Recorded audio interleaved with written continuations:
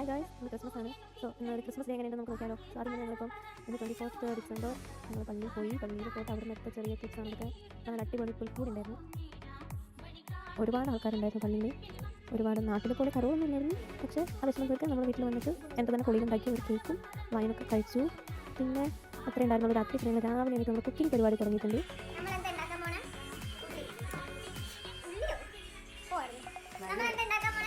We are going to cook some biryani. So guys, Christmas special biryani ready ആയിട്ടുണ്ട്. നമുക്കിത് പ്ലേറ്റിലോട്ട് മാറ്റാം.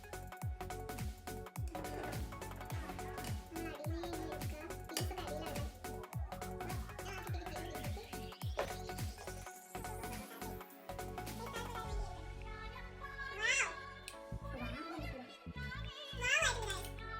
I really appreciate your effort and your skills.